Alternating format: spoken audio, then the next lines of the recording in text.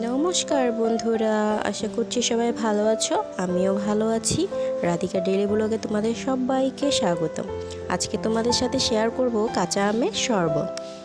চলো আমগুলোকে সুন্দর করে ধুয়ে নিই।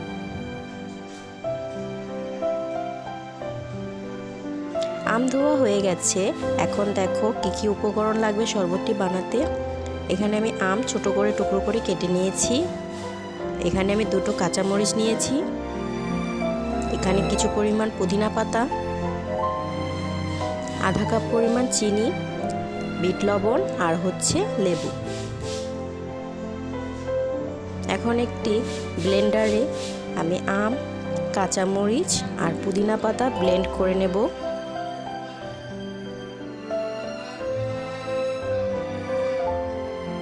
ব্লেন্ড করা হয়ে গেছে। এখন একটি পাত্রে ঢেলে নিচ্ছি। এখন শরবত বানানোর পালা। একটি জগের মধ্যে আমি জল দিয়ে দিলাম আর এখানে চিনি দিয়ে চিনিটাকে মিশিয়ে নিচ্ছি। মিশানো শেষ। এখন আমি আমের মিশ্রণগুলো এখানে দিয়ে দিচ্ছি।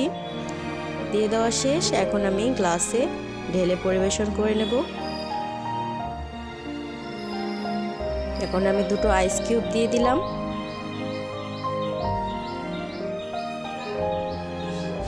স্বাদ মতো বিট লবণ দিয়ে দিচ্ছি। তৈরি হয়ে গেল আমাদের সুন্দর কাঁচা আমের শরবত। এটি ঝাল টক মিষ্টি স্বাদের একটি শরবত। গরমের মধ্যে এটি খুবই সুস্বাদু একটি শরবত। আপনারা অবশ্যই বাসায় ট্রাই করবেন। এমন সুন্দর সুন্দর সব রেসিপি পাওয়ার জন্য অবশ্যই আমাদের চ্যানেলটিকে সাবস্ক্রাইব করবেন। ধন্যবাদ সবাইকে।